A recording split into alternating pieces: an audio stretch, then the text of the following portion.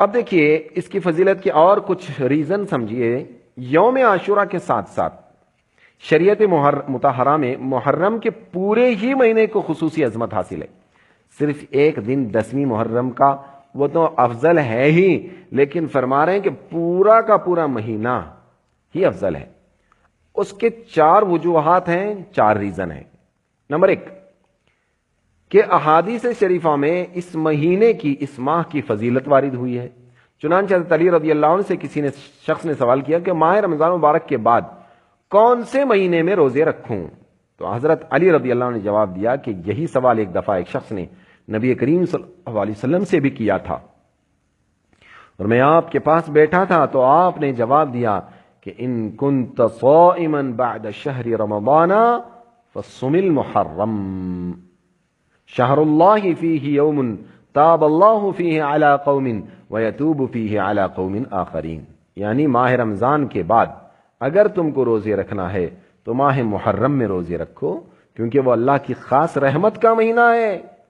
اس میں ایک ایسا دن ہے جس میں اللہ تعالیٰ نے ایک قوم کی توبہ قبول فرمائی، اور آئندہ بھی ایک قوم کی توبہ اسی دن قبول فرمائے گا. ترمذی شریف کی حدیث ہے، کتاب کا نام ہے حدیث کی. نیز حضرت ابو ہریرہ رضی اللہ عنہ سے روایت ہے کہ نبی کریم صلی اللہ علیہ وسلم نے ارشاد فرمایا افضل الصیام بعد صیام شہر رمضان شہر اللہ المحرم. ترمذی. یعنی ماہ رمضان مبارک کے روزوں کے بعد سب سے افضل روزہ ماہ محرم الحرام کا ہے. اسی طرح ابن عباس رضی اللہ عنہ سے روایت ہے کہ نبی کریم صلی اللہ علیہ وسلم نے ارشاد فرمایا من صام یوما من المحرم فلہ بکل یوم 30 یوما.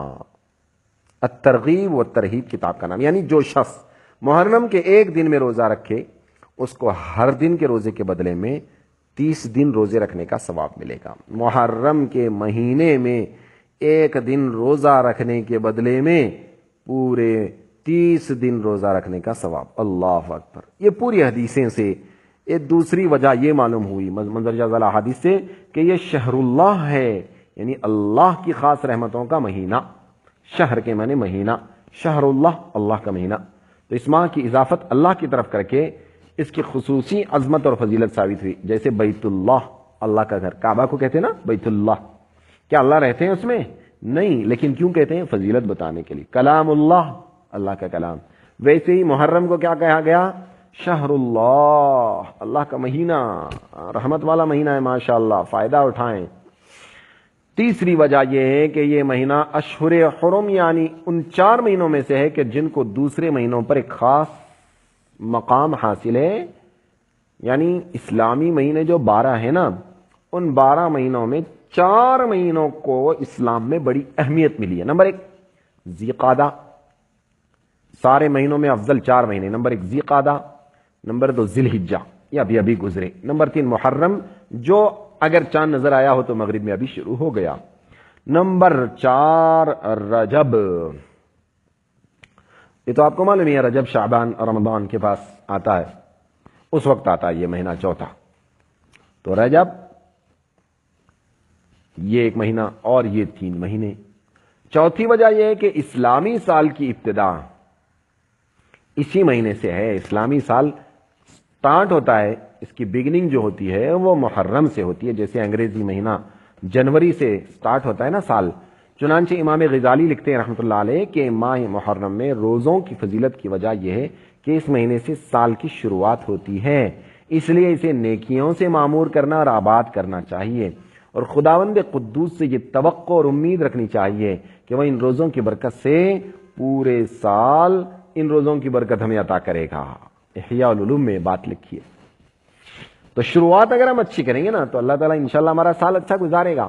تو ہمارے ہاتھ میں جو ہے وہ ہم کریں نا بھائی. تو عبادت سے شروعات کریں ماشاءاللہ.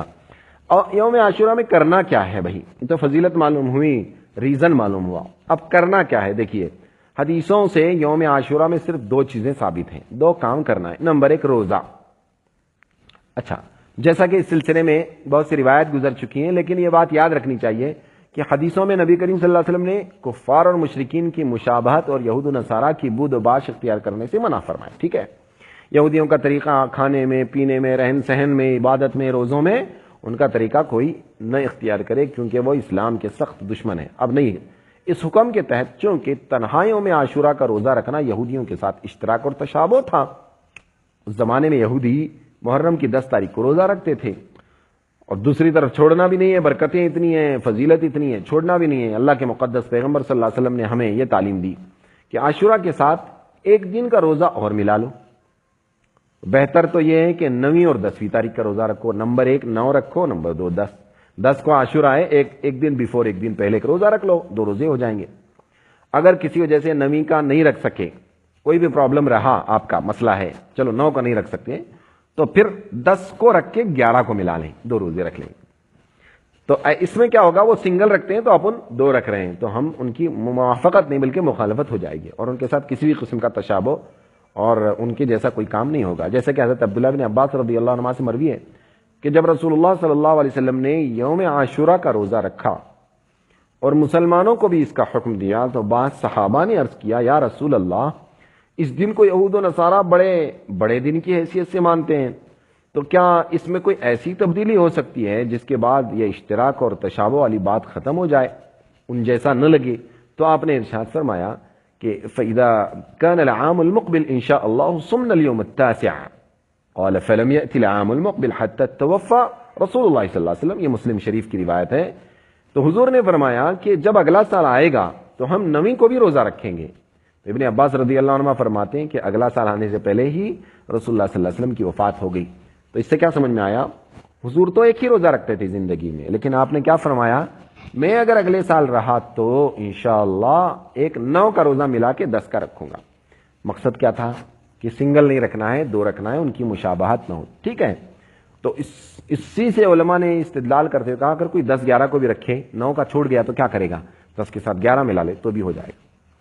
اسی لیے بعض علماء نے لکھا ہے کہ اگر کوئی آدمی بہت زیادہ کمزور مجبور ہے، صرف عاشورہ کا روزہ رکھتا ہے، تو وہ ویسا بغیر عذر کے رکھے تو مکروہ ہے، لیکن علامہ انور شاہ کشمیری رحمۃ اللہ نے فرمایا کہ عاشورہ کے روزے کی 3 شکلیں ہیں۔ نمبر 1 9ویں اور 10ویں کا رکھے، اور 11ویں کا، 3 روزے رکھے، 9 10 11 تینوں رکھ لے، ایک شکل ہے۔ نمبر 2 9ویں اور 10ویں کا رکھ لے بس، اور نمبر 3 صرف 10ویں کا رکھ لے۔ ان میں پہلی شکل سب سے افضل ہے، دوسری شکل دوسرے درجے پر ہے، اور تیسری شکل کا درجہ سب سے کم ہے۔ اور ایک بار بتاؤں؟ جی بتا رہا ہوں۔ نمبر 1 9ویں کا روزہ رکھے، 10ویں کا رکھے، 11ویں کا۔ 10ویں عاشورہ ہے نا، ایک دن پہلے کا اور ایک دن بعد کا، 3 روزے رکھ لے۔ نمبر 2 9 کا رکھے اور 10 کا رکھے، تو 2 ہو جائیں گے جیسے کہ حدیث میں ہے۔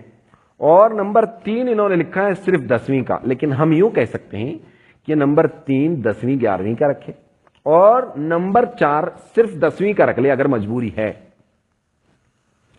ان میں پہلی شکل سب سے افضل، دوسری دوسرے نمبر پر، تیسری تیسرے نمبر پر، اور چوتھا درجہ سب سے کم کا۔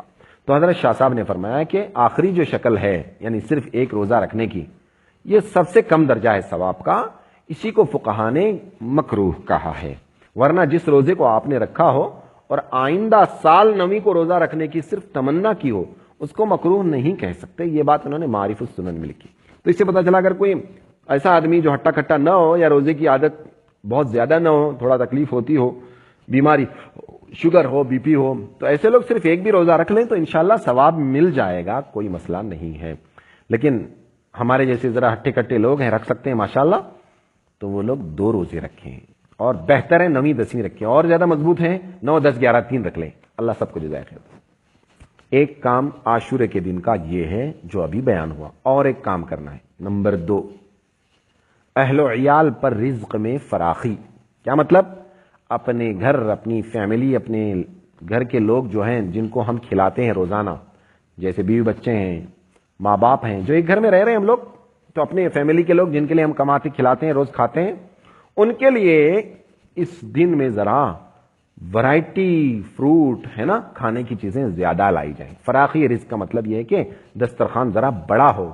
شریعت اسلامیہ نے اس دن کے لیے دوسری تعلیم دی کہ اس دن اپنے اہل و عیال پر کھانے پینے میں وسعت اور فراخی کرنا اچھا ہے، کیونکہ اس عمل کی برکت سے تمام سال اللہ تعالیٰ فراخی رزق کے دروازے کھولتا ہے۔ پورے سال روزی رہتی ہے گھر میں، تو کیا بھائی، انشاءاللہ اگر ایک دن ہم لوگ ایسا کر لیں اور سال بھر روزی اللہ دے دیں تو کتنا اچھا ہے نا۔ چنانچہ حضرت ابو ہریرہ رضی اللہ عنہ سے روایت ہے کہ رسول اللہ صلی اللہ علیہ وسلم ارشاد فرمایا من اوسع علی عیاله واہلہ یوم عاشوراء اوسع اللہ علیہ سائر سنته. بیہقی ترغیب و ترہیب. یعنی جو شخص عاشورہ کے دن اپنے اہل و عیال پر کھانے پینے کے سلسلے میں فراخی اور وسعت کرے گا تو اللہ تعالیٰ پورے سال اس کے رزق میں وسعت عطا فرمائیں گے. کس کا فرمان ہے؟ حضور صلی اللہ علیہ وسلم کا. تو دو کام عاشورے کے دن کرنے کے ہمیں معلوم ہوئے. نمبر 1 روزہ، نمبر 2 اپنے گھر میں رزق میں وسعت. بس اتنا ہی، اس سے آگے نہیں. اب دیکھیے بعض رسمیں ہم لوگوں میں جو چل پڑی ہے، تھوڑا سا ٹھنڈے دماغ سے اگر سنیں گے نا انشاءاللہ بڑا فائدہ ہوگا. ظاہر سی بات ہے سننے والوں میں کچھ لوگ ایسے بھی ہوں گے جو محرم میں کچھ دوسری بھی چیزیں کرتے ہوں گے.